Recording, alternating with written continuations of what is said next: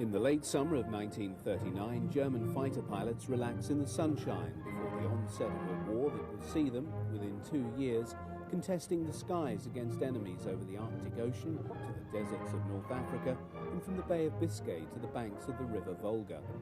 Within 5 years, the Reich will have shrunk to the borders of the homeland, and the fighter arm of the Luftwaffe will have been driven to extinction in the very skies above Germany itself.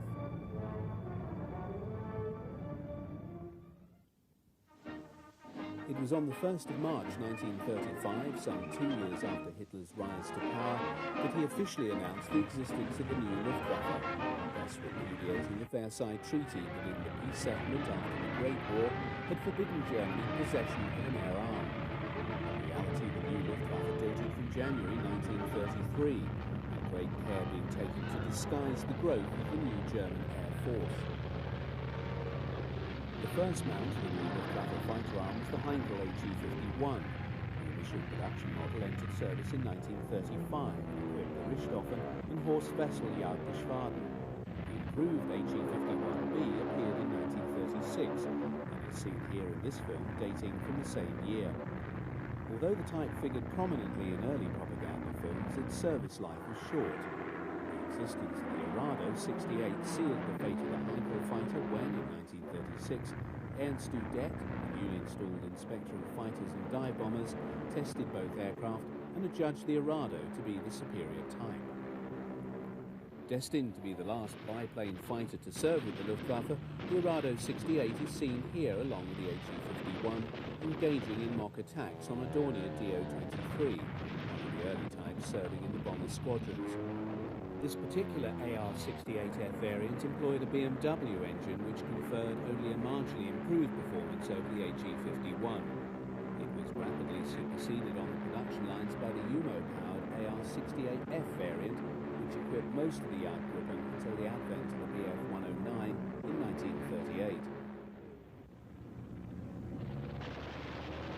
It is a later Umo-powered Arado AR-68E which is seen here, shooting up balloons set out by Luftwaffe ground crew for strafing practice. A distinctive feature of Luftwaffe fighters until about 1938 was their overall light grey colour scheme.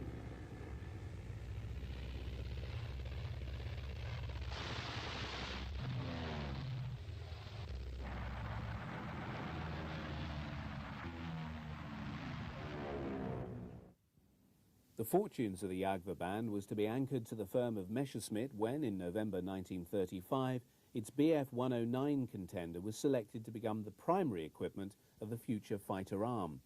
In 1937, the 109B began entering service, but low production meant that by the end of that year, just 3 Gruppen, belonging to JGs 132 and 234, had the 109 in service.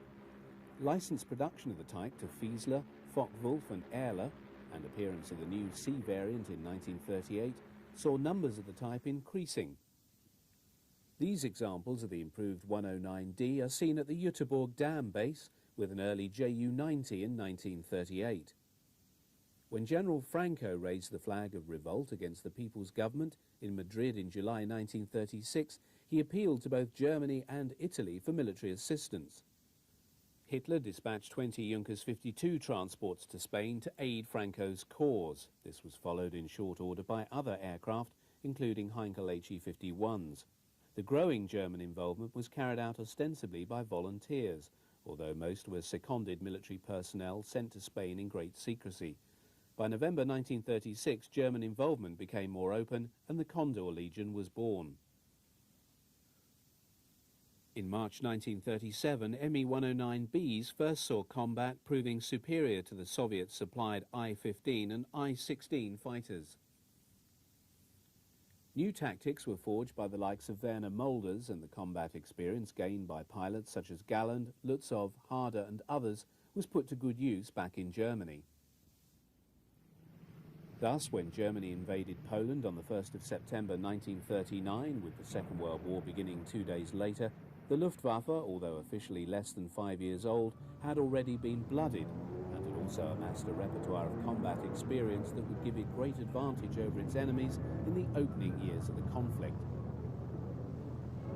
Of the 1,600 aircraft amassed by the Luftwaffe for the air phase of Case White, just over 200 were Me-109 fighters. By far and away the bulk of these were the latest E model, although examples of the earlier C and 44 of the D model seen here, belonging to 3JG233, were also committed to the fighting. As was to be repeated in other campaigns in the years ahead, Luftwaffe tactics from the outset were governed by the need to achieve air superiority over the battlefield. The first air operations over Poland were committed to the destruction of the Polish Air Force on the ground. The Jagdflieger, in consequence, found themselves in the opening phase of the campaign, providing escort to the bombers as they attacked Polish airfields. Although the Polish Air Force was woefully outnumbered, it put up a heroic defence.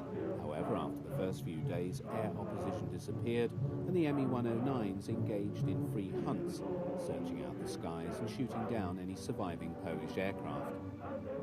Most footage of 109s in action over Poland, and indeed from virtually every theatre in which the type operated up to 1943, when the air battles over Germany began in earnest, were taken from other aircraft, such as the Me-110 or Heinkel 111. The small size of the 109 cockpit prevented the pilot employing a cine camera to take footage, and this explains the small quantity of film shot of the Jagdflieger in action when compared to that of the Stukas and the bomber types. It was also the case that from a propaganda point of view, and this was the primary purpose for which the newsreels were made, images of Stukas and bombers provided far greater impact among the audiences who viewed them. Nevertheless, in the period after the Polish campaign, the merits of the Me-109 were highly touted by the propaganda department, and also by the Luftwaffe, fostering an image of superiority for the type that only came unstuck in the skies over Britain the following year.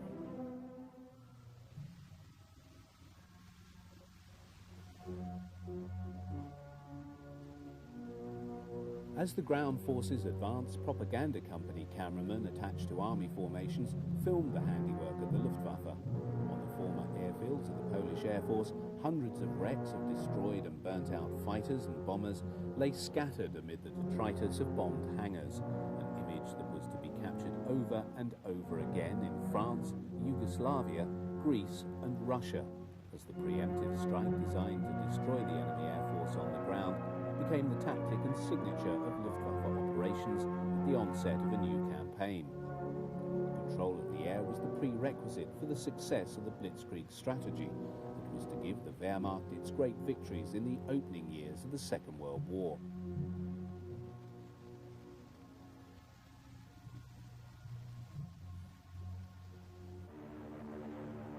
In spite of its highly effective showing in combat, 109 losses over Poland were far from negligible.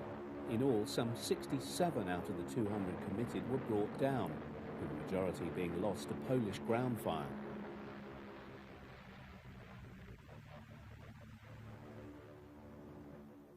When Joseph Goebbels visited an Me-109 unit during the winter of 1939-40, the dark green camouflage was already giving way to light blue underwing and fuselage sides, and a two-tone green splinter finish on the wings and fuselage top. By early 1940, almost all early 109 models had been replaced by the Emil, as it was known to its pilots. In its E3 variant, the Me-109 was at the forefront of fighter technology during this period. On the eve of the German invasion of France and the Low Countries on the 10th of May 1940, the Luftwaffe could deploy nearly 1,000 Me-109E models. When the Luftwaffe was unleashed in the early hours of the 10th of May, its initial targets were the massive aircraft based on all 72 Allied airfields across France and neutral Holland. No fewer than 16 Gruppen of Me-109s supported the opening airstrikes by the Stukas and medium bombers. Although the Armée de l'Air and the RAF were able to field a number of modern fighters, the 109 Staffel quickly gained control of the air above the advancing German forces. Such was the speed of the advance of the panzers that the fighter units found themselves being hastily uprooted and moved forward to new air bases and fields in their wake. The British, having fallen back on the port of Dunkirk following the German drive to the Channel coast in their rear, now proceeded to organise the seaborne evacuation of their expeditionary force. Hitler, however, had halted his panzers in their drive on the port and accepted Goering's assurance that the Luftwaffe could block any British rescue attempt. With the launch of Operation Dynamo, hundreds of ships of all sizes now attempted to lift off the Anglo-French forces from the port and beaches around Dunkirk in the face of a determined attempt by the Luftwaffe to sink them.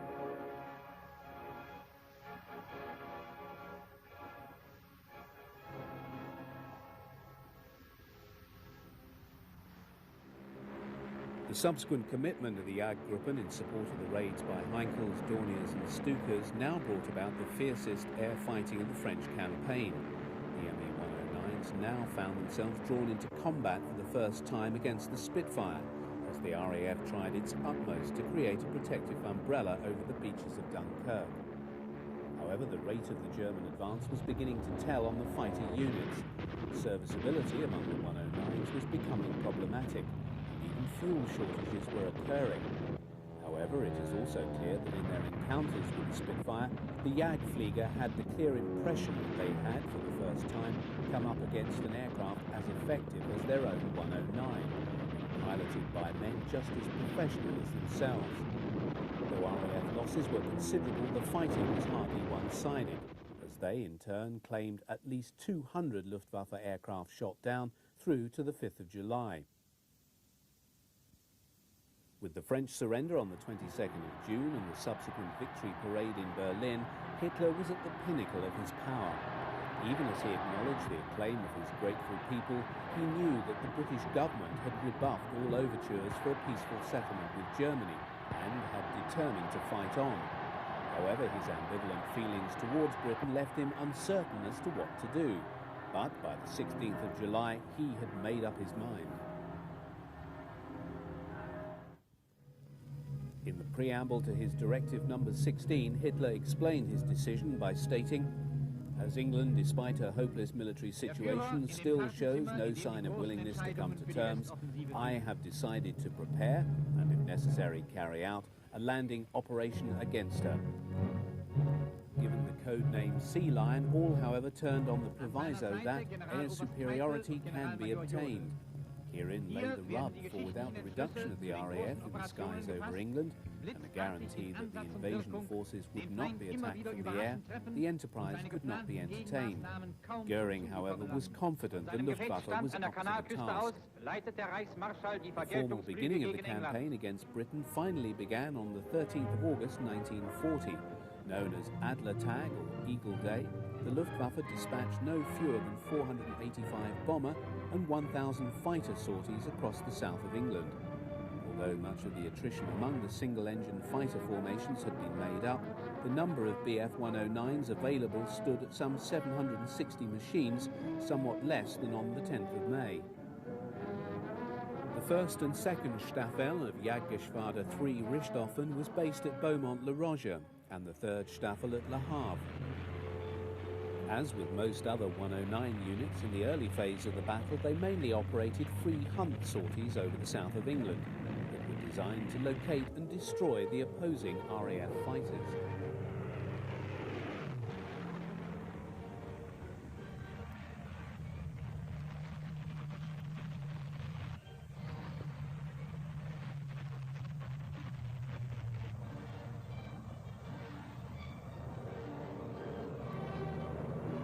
Free-ranging sweeps, the Jagdflieger employed tactics first worked up in Spain. The basic formation was provided by the rote or pair of Me-109s flying some 200 yards apart, with the wingman flying slightly below and to the rear. Mutual support was the key to this formation. The Schwarm employed 4 109s, in effect 2 pairs operating in tandem. These formations bestowed great flexibility on the German fighters and allowed them to deal effectively with the far more rigid twin-plane RAF Vic formation employed by Spitfires and Hurricanes. During the battle, pilots on both sides came to be portrayed as heroes by their respective media. Here, the face of Werner Molders stares out from the cover of the Dutch edition of the magazine Signal. As the first pilot in the new Luftwaffe to be awarded the Oak Leaves to the Knight's Cross, Molders' career was avidly followed by the propagandists, especially when appointed to command JG 51 on July the 27th. Adolf Galland was also lauded by the press. Although seen as perhaps playing second fiddle to Moulders, he and Galland were friendly rivals in the ace stakes, each amassing high scores. Both, however, were partially eclipsed at this time by the meteoric rise of Helmut Wick. In 4 months in 1940, Wick was promoted by Goering from Staffel captain of 3 JG2 to Geschwader Commodore. At the time, he was just 25 years old. Wick was a gifted pilot, and his score by the end of the battle had risen to 56, giving him 6 more than Galland and 4 more than Moulders. During the campaign, Goering paid a visit to Wick's base at Beaumont-le-Roger.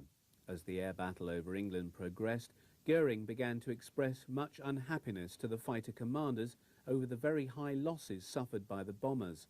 The Stuka had been shown to be highly vulnerable. The concept of the heavy escort fighter had been found to be wanting in the high losses experienced by the Me-110, and the bombers were being shot down in large numbers by the RAF.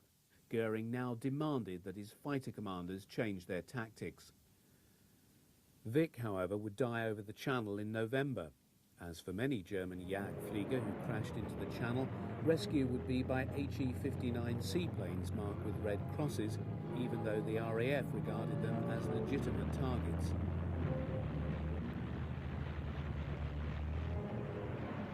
Goering's insistence that the bombers be given greater protection from RAF fighters required that they give up their free hunting tactics and tie themselves more closely to the slower-moving bombers. In the case of the Dornier 17 and Heikel 111, the 109s had to throttle right back to maintain station with these much slower-moving aircraft.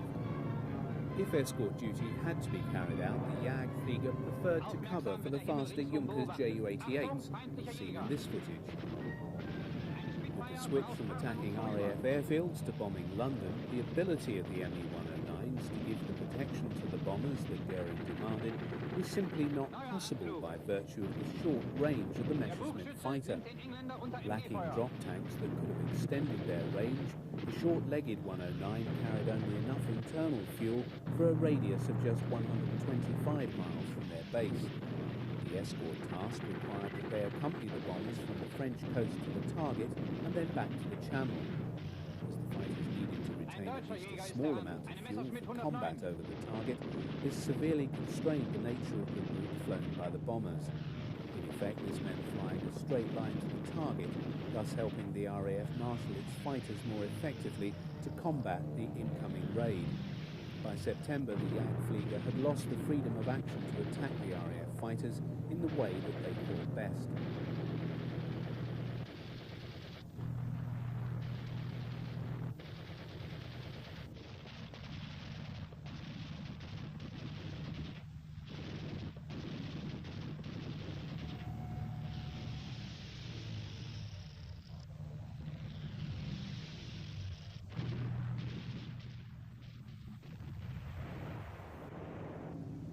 From September 20th, the move to shift air raids on England to the night was a virtual acceptance that the attempt to defeat the RAF and achieve air superiority prior to an invasion had failed. In the 4 months of the Battle of Britain, the Luftwaffe had lost a total of 610 Me-109s and very many experienced pilots, whose loss was even more significant. But as a fighter, the Me-Bf 109 had not been found wanting, nor had the pilots that flew them. Goering felt he'd been betrayed by his Luftwaffe, and the Jagdflieger were his scapegoat. On June the 22nd, 1941, 3 million German troops crossed the Soviet frontier in the greatest land invasion in history. The cutting edge of Operation Barbarossa lay in the Panzer formations, whose task was to encircle and destroy the bulk of the Red Army before it had time to withdraw from the western frontiers into the depths of the Soviet hinterland. So optimistic was Hitler that the tried and tested blitzkrieg technique would yield success against the Red Army that he anticipated the Eastern campaign being brought to a successful conclusion in just a few months. Crucial to the success of the opening battles at the frontiers was the assumption that even before the end of the first day of the campaign, the Luftwaffe would have established air superiority. The priority priority task of the four Luftflotten committed to the operation was the destruction of the bulk of the Soviet Air Force on the ground in the opening hours of the war. To ensure this happened at the same time as the German forces were crossing the frontier, the Luftwaffe arrived over the Soviet airfields at exactly 03:30 hours. All combat types, from the 775 level bombers, 310 Stukas, 830 single-engined Me-109s committed to the war in the east, all found themselves dropping vast numbers of small fragmentation bombs on lines of Soviet aircraft lined up on airfields all over European Russia and the Baltic states.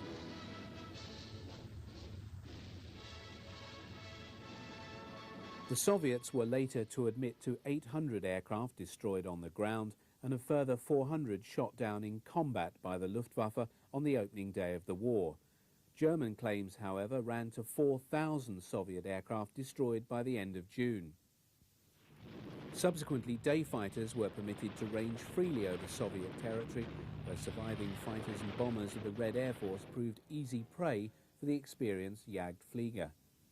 Ground strafing of the numerous targets offered by Soviet rail and road traffic also became a common activity when in support of advancing German ground forces.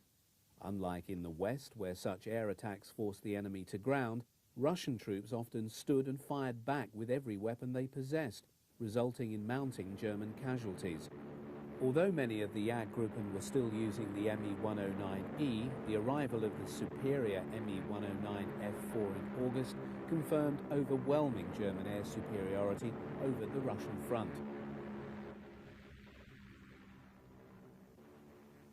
The success of the Jagdflieger over Russia can be measured by Mulder's score of 68 on the 22nd of June. In less than a month, he had become the first German pilot ever to down 100 aircraft. Unit scores grew so quickly as those of the individual so-called Experten. On the 30th of June, the collective tally of the pilots of JG-51 made them the first German fighter unit in the Luftwaffe to have shot down 1,000 enemy aircraft. Such were the rich pickings in the east that they were followed shortly by JGs 53, 54 and JG-3 in passing the 1,000 mark.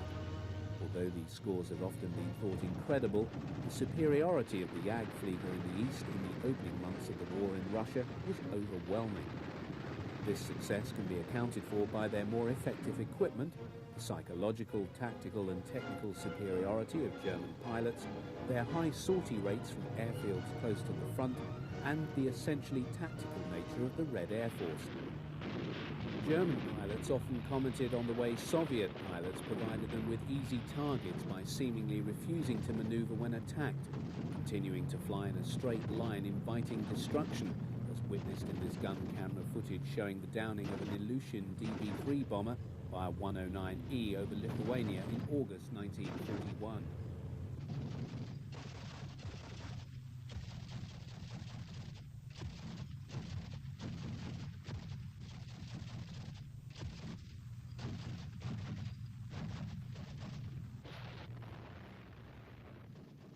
In the autumn, Goering met high-ranking Luftwaffe staff and chosen fighter commanders in East Prussia.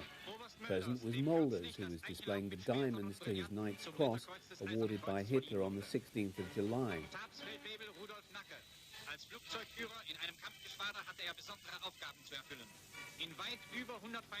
Witnessed by Udet, Goering presents the Knight's Cross to Airman Rudolf Knacker.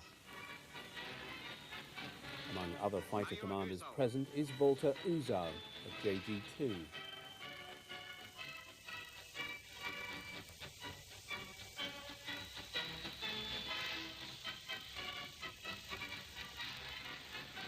Though hardly a stranger to publicity, Adolf Galland is clearly embarrassed by the attention paid to him by the cameraman. Unbeknown to the JG-26 commander, this would be the last occasion on which he would see his friendly rival Mulders alive. Although the cameraman is at pains to capture the Reichsmarschall playing the Luftwaffe overlord, Goering's devotion to his other interests was already causing command problems that were to have dire long-term consequences.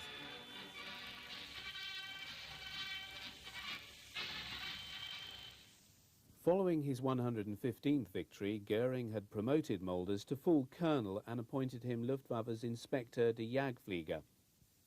an admin post involving travel to all points where the Jagdwehr band was operating, Mulders gave up command of his beloved JG-51. Highly regarded by Goering and his fellow airmen, Mulders was an intelligent, perceptive leader of men whose contribution to the development of fighter tactics in the Luftwaffe played a significant role in its success in the opening years of the conflict. Care for his men had been earlier rewarded with the nickname Vati or Daddy. For the short time he was in post, he was spared the infighting of the Nazi leadership and was thus spared the disillusionment that became the lot of Adolf Galland, his successor.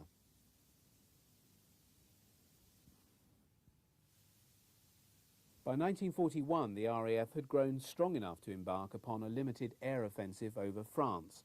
Two types of ops were flown, both involving attacks on shipping, docks, railway sidings and military bases along the French coastal region to tempt the Luftwaffe into the air. This would then provide the opportunity of defeating German fighter units in combat. The first of these operations was christened Rhubarb, an air sweep over northern France flown by a squadron of fighters. The second and larger of these was named the Circus and involved both bombers and fighters. The core of the operation was provided by a detachment of Bristol Blenheim 4 medium bombers numbering from 25 up to 80. Escort for these was then provided by several squadrons of Hurricanes and Spitfires, amounting to as many as 200 fighters on the bigger Circuses. These had the task of hunting down and destroying the German fighter units as they rose to attack the bait offered by the bombers of the incoming raid. Although still the mainstay of the medium bomber squadrons, the Blenheim was a dated design, and though due for replacement in the near future, still equipped some 11 light bomber squadrons and bore the brunt of Circus operations until early 1942. Even when escorted by fighters, its slow speed and poor armament resulted in high losses to German fighters and flak.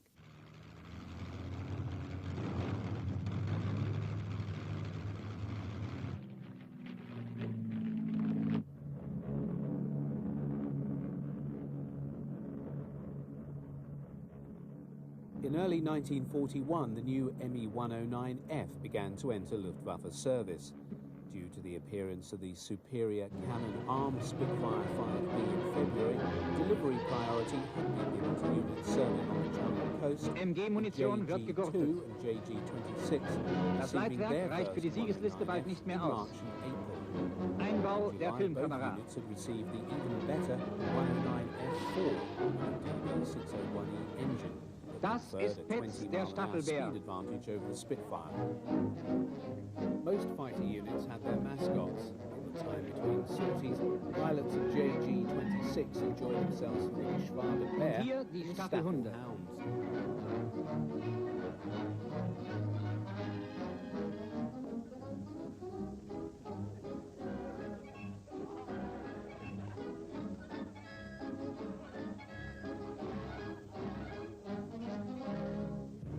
As JG-2 spread around a number of airfields in the Pas de Calais and the three Gruppen of JG-26 distributed from Clermont through to the Belgian border near Abbeville, warning time of an incoming enemy raid was very short.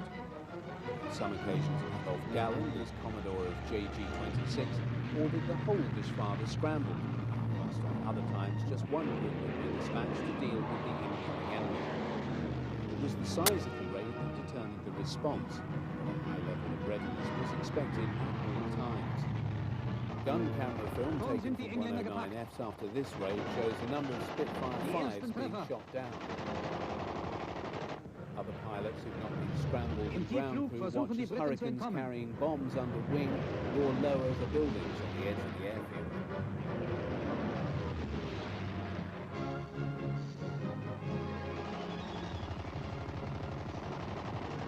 The armament of the 109F was less than that employed on the earlier Emil, confined to two MG-17s mounted on the nose cowl and a 20mm MG-151 cannon firing through the propeller boss. As all weapons were mounted along the aircraft's centre line, it made the 109 highly effective in air-to-air combat.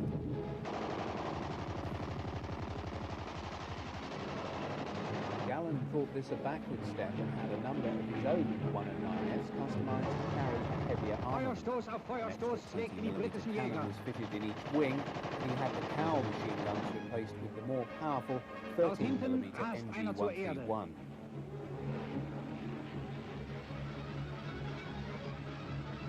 Sekunden später wurde auch dieser vernichtend getroffen.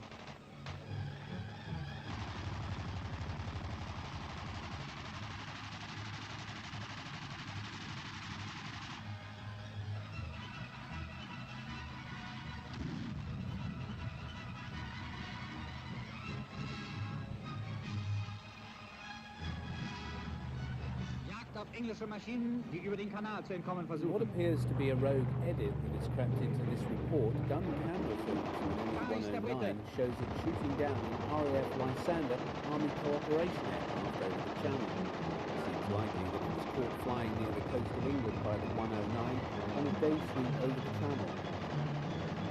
However, it's quite possible that it was serving with flight number 419, whose task was to fly agents into France. Abgeschossener Engländer. British losses in 1941 on surface ops amounted to 849 fighters. These are matched against the Jagdflieger claims for 950. Rückkehr von siegreichem Luftkampf. These ops cost the RAF a further 900 losses. Whilst in 1941, the Luftwaffe fighter losses amounted to 183 machines. In 1942, Oberst Galland. Four times as many as were lost. Unsere Jäger an der Kanalküste sind Tag und Nacht auf der Wacht. Abschied von Generaloberst On the 22nd of November 1941, Ritterkreuzträger halten die Ehrenwache am Sarge des heimgegangenen Generallufzeugmeisters, der sich den Aufbau der deutschen Luftwaffe unvergängliche Verdienste erworben hat. Der Führer betritt den Ehrensaal des Reichsluftfahrtministeriums. Brought into the Luftwaffe by Goering, who believed his reputation would Der reflect Führer on the drückt der Mutter fledgling sein German Air Beileid Force. aus. Udet found himself appointed admin roles as Chief of the Technical Office of the Air Ministry, and later as Chief Air Inspector General, for which he was neither temperamentally nor Der intellectually Reichsmarschall suited. spricht zum letzten Male zu Blamed seinem by alten Goering and Hitler for Kampfgefährten. the failure of the In seiner Luftwaffe Rede in nennt the ihn Battle of seinen Britain, besten held Kameraden, responsible der durch for seine the low Taten production of unsterblich aircraft geworden to sei. service the demands Er of werde the immer zu Luftwaffe den größten in Helden Germany's Deutschlands ever-widening zählen. war. In seinem plunged Lebenswerk into hinterlasse er depression. uns ein Erbe, He das die decided that Zukunft honour left mitgestalten him wird. no alternative but to take his Der own letzte life, Gruß des which he Führers. did in the early hours of the 17th of November by shooting himself in the head. He was nevertheless given a state funeral with all the pomp and ceremony the Nazi state reserved for these occasions. Der Führer erscheint, begleitet vom Reichsmarschall zum feierlichen Staatsakt. Just 6 days after the interment of Udet, Galland found himself once more a pallbearer in yet another state funeral. Die On this Auszeichnungen occasion, von the Werner event Mölders, was rendered der more mit poignant, 115 as it Luftfliegen der was for his erfolgreichste close friend Jagdflieger and der Welt rival war. in the air, Werner Mulders. As Der letzte Inspector Gruß of des Fighters, Führers. Mulders had indicated his desire to attend Udet's funeral and had intended to be one of the pallbearers. At the time, he was on an inspection visit in Russia and had made arrangements to fly to Berlin in a Heinkel 111 transport. On the flight back to the capital, the plane crashed, killing all on board. By the time of his death, Mulder's face and career was well known through the coverage given to him by Goebbels' propaganda department. The state funeral he was given was deemed fitting for the highest ranking and most decorated Luftwaffe officer yet to die in the war. While Hitler was present to pay his respects as head of state, it was Goering who had delivered the funeral eulogy. Die Überführung zum Invalidenfriedhof.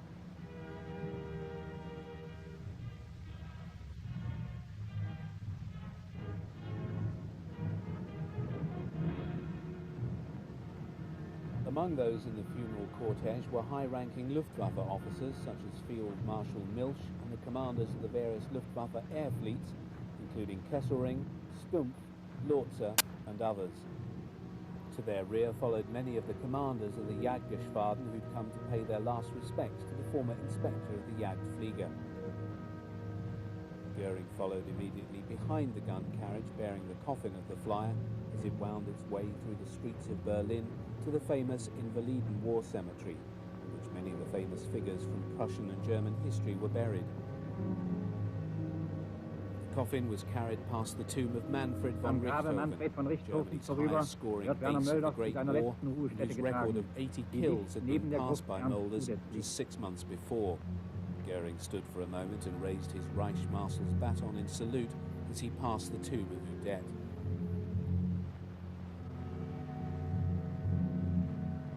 As Mulder's coffin was lowered into the ground, Galland, fleetingly seen here, was standing with the honour guard at the side of the grave with his sword drawn. He noticed that Goering was indicating for him to step forward. He later related his shock at the Reich Marshal's appalling bad sense of timing, as there and then Goering told him that he would follow in his dead friend's footsteps as the next Inspector General of the Jagdflieger.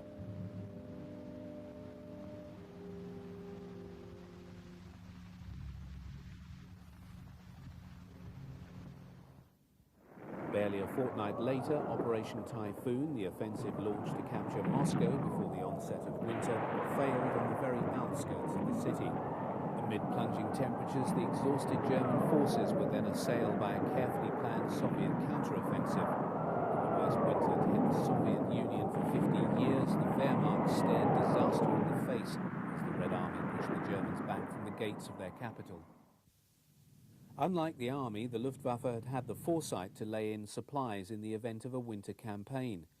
But for those conducting air operations in temperatures as low as 40 below and amid driving blizzards, they were faced with challenges never experienced before.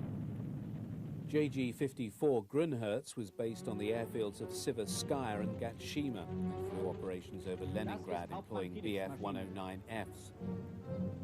One of the premier pilots of the Geschwader was Hans Philipp, who served with the first Gruppe. Mobile heaters were necessary to pipe warm air onto the engines of the 109s to ensure that they didn't seize up in the bitter cold. Philipp, better known as Phipps, prepares to fly his 109 off on a mission. Prominent on the side of his fuselage is the green heart and the shield with the Nuremberg coat of arms denoting the first Gruppe. It became common practice among 109 units serving in the east to remove the undercarriage covers in the autumn and winter to prevent build-up by mud and snow.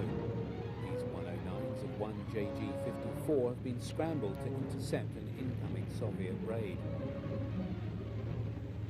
Dort ein Sowjetjäger. As the combat is viewed from the ground, Philip's gun camera captures his destruction of a Yak-1 fighter, an example of the new generation of Soviet types appearing in increasing numbers over the Eastern Front. The portent of a vast number of more effective aircraft soon to make their appearance in the ranks of the Soviet Air Force. Whether shot down by Soviet fighters or by the hail of ground fire thrown up by Russian troops whenever German planes flew overhead, Luftwaffe pilots would be desperate to bring their aircraft down behind their own lines. In a war in which little quarter was given, falling into Russian hands was a prospect few Jagdflieger were prepared to contemplate. Indeed, some German pilots are known to have chosen suicide rather than be captured. However, once they had crash-landed behind their own lines, every effort was made to recover the damaged fighter, as is seen here. Luftwaffe ground crew have secured the assistance of an Army 8-ton half-track to recover this downed 109F belonging to JG-54. Against a backdrop of very high Luftwaffe losses since the onset of the Russian campaign, every attempt was made to recover downed fighters, repair them, and put them back into service. In this case, the damage to this 109 does not appear to be excessive. Removal of the propeller boss has enabled a steel towing cable to be wrapped around the prop, and the aircraft is then dragged across the field back onto the road. From here it'll be returned to the airfield for rebuilding. Newsreel cameramen were often on hand to cover awards to servicemen at the Führer's headquarters in the Wolfschanz at Rastenburg in East Prussia. On this occasion, 3 Luftwaffe fighter pilots are receiving their Knight's Crosses, the Ritterkreuz. Hauptmann Philipp, 94 Abschüsse. Hauptmann Ubben, 70 Abschüsse.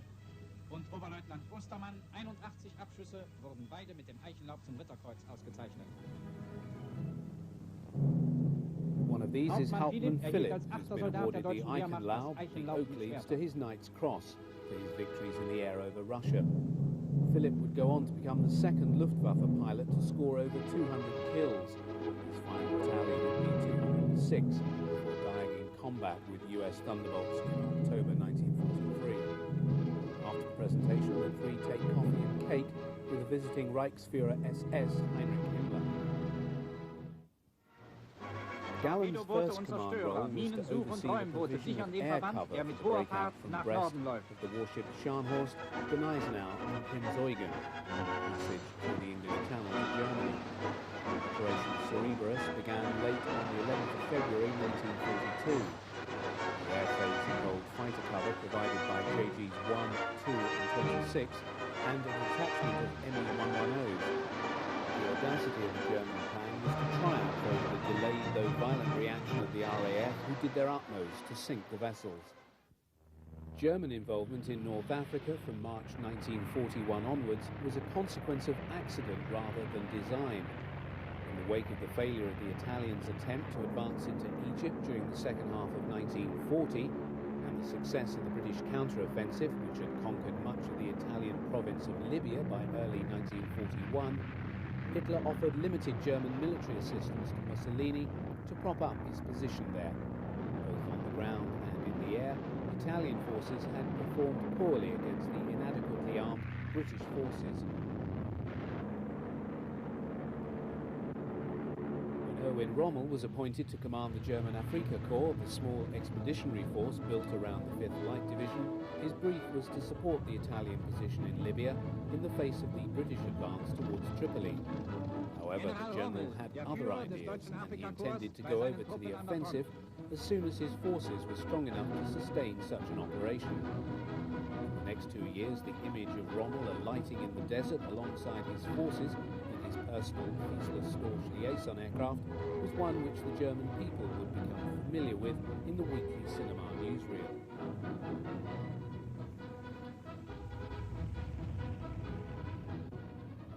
To protect the vulnerable Stukas, fighter support was provided by Me-109Es of 1st Grupper JG-27 and the 7th Grupper of JG-26.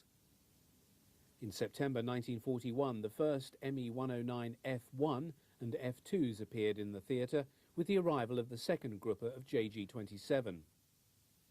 While the African theatre produced a number of stars among the ranks of the Jagdflieger, none shone more brightly than Lieutenant Hans Joachim Marseille. Although his final tally of 158 confirmed aerial victories at the time of his death on the 30th of September 42 was much less than the very high scores of many aces serving in Russia, all of Marseille's kills had been against the RAF in the West and North Africa.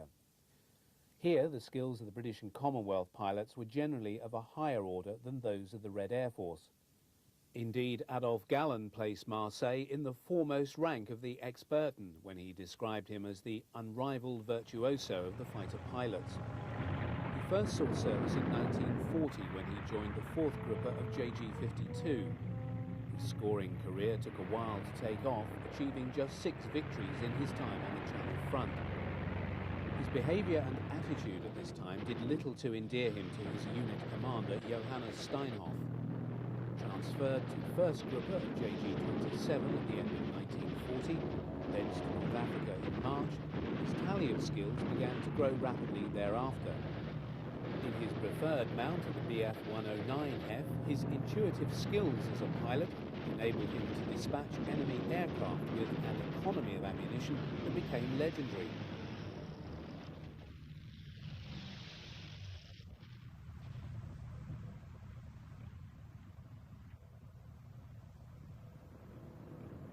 The most remarkable day of his career over the desert came on the 1st of September 1942 when, in a fury of non-stop sorties, he shot down 17 confirmed enemy aircraft.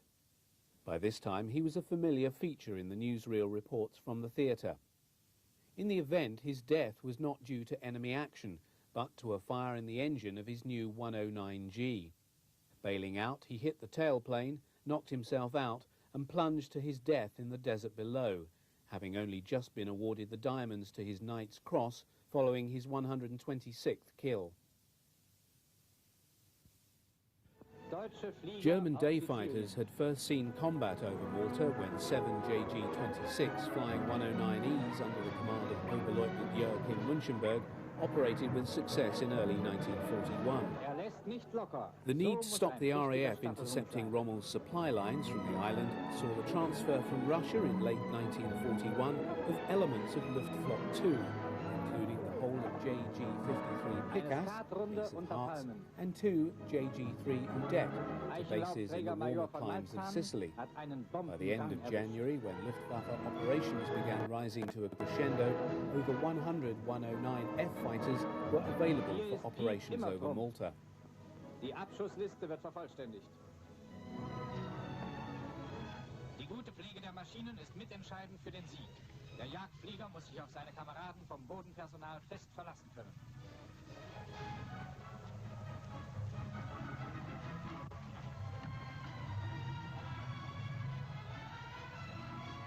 Floki muss verschwinden.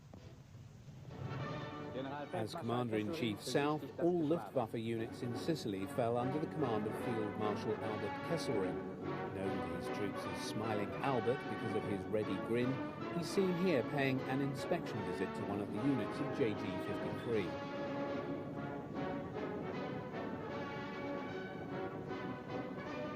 The winter rains on the island have turned much of the ground into glutinous mud, as Kesselring nearly discovers to his cost. The rains also led to the landing fields being reduced into muddy tracks. The Field Marshal also takes the opportunity to take a closer look at an Me-109F. Throughout February 1942, the Luftwaffe launched daily bombing raids against Malta, directed at the naval facilities and defences, followed in March and April by the systematic targeting of airfields and the total destruction of the RAF fighter presence on the island. By the end of April, almost 6,000 bombing sorties had been flown by Ju-88s, HE-111s and Do-17s of the 2nd Flieger Corps. This sustained bombing was seen as the prelude to invasion of the island. In company with the bombers, the number of day fighter sorties also increased, with an average of 1,000 flown each week following March the 20th. Although 15 Spitfires had been flown into Malta during the same month and subsequently encountered in combat over the island by the Me-109s, the Jagdflieger still increased their score over the RAF fighters. By the end of March, the tempo of offensive operations had resulted in the day fighters finally securing air superiority over the island.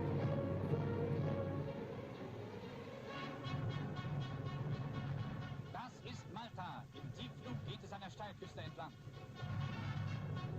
Gun camera film from 109Fs operating over the island records the destruction of a number of Hawker Hurricane fighters. This was the primary RAF fighter defending the island until the arrival of the Spitfire. Its performance was significantly less than that of the 109F and usually ended up coming off worst in air-to-air combat. In 1942, the Hurricane was increasingly being replaced by the Spitfire in the Desert Air Force's fighter role, being employed far more as a ground attack type and fighter bomber.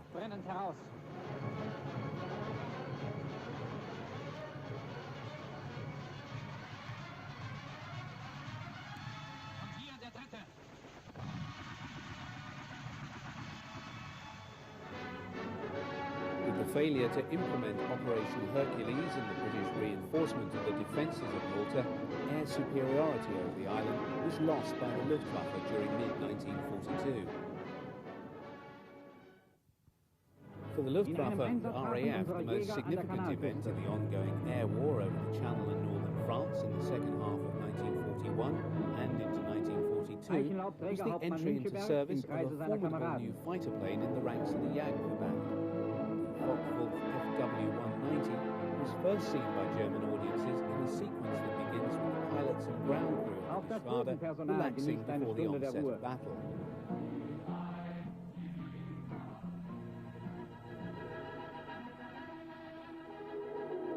The alarm is sounded as an incoming RAF raid is reported.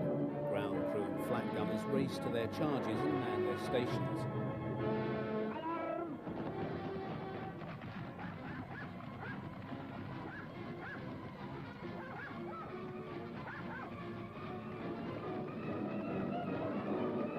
Luftwaffe airfield defences were based around numerous light 20mm flak guns, medium 37mm flak weapons seen here, and batteries of the heavier calibre 88mm guns. These would provide the first line of defence against the incoming hostiles.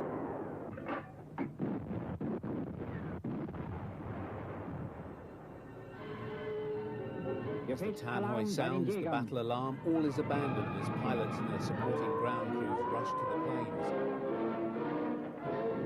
First, the short-nosed early series of FW-190s entered service with JG-26 in July 1941 and served alongside the former BF-109Fs of the Geschwader.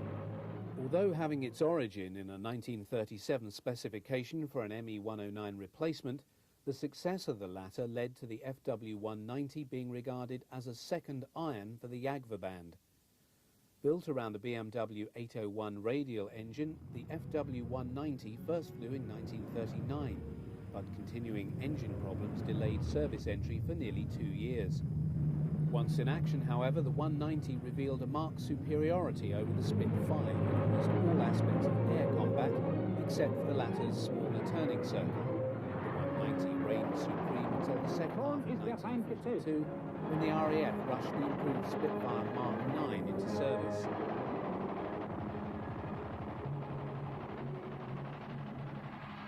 Der erste Treffer. Der Brite stürzt brennend ab.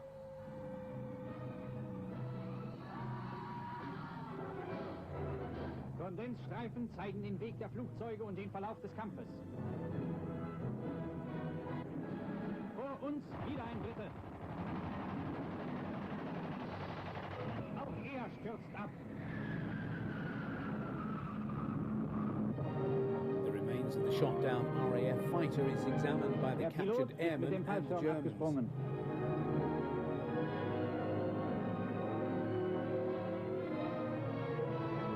Returning ME-109s and FW-190s fly over the airfield, a number waggling their wings to indicate victories in the air battle.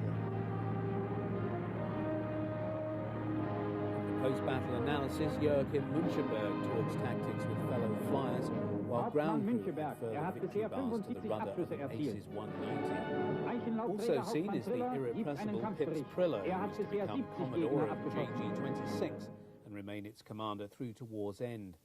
Prillo was an inspiring leader and a superb pilot, amassing a tally of 101 victories, all achieved in the West. He is perhaps best remembered as one of 2 Luftwaffe pilots to strafe the Normandy beaches on D-Day and live to tell the tale, an event recaptured in the film The Longest Day. The alarm sounds once again as a further raid, this time by RAF light bombers, is reported inbound. Pilots rush to their planes and there is a further scramble as 109s and 190s roar off to attack the enemy aircraft. The Luftwaffe fighters home in on the defending fighters as the gun cameras catch more shots of RAF fighters being shot at and brought down.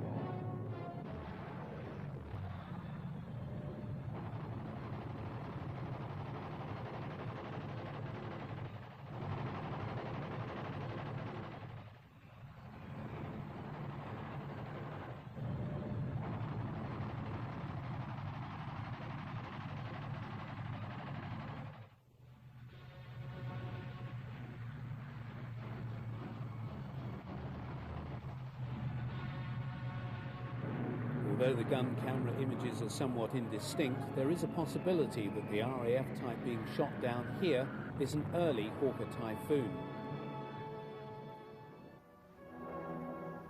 Although only crashed RAF aircraft are shown here being sent for scrap in Germany, 1942 also witnessed the appearance of the first fighters and bombers over France wearing the US stars and bars. They were the harbingers of the storm soon to break in the skies over the Reich in 1943 and engaged the Luftwaffe's day fighters in the greatest air battles of the war.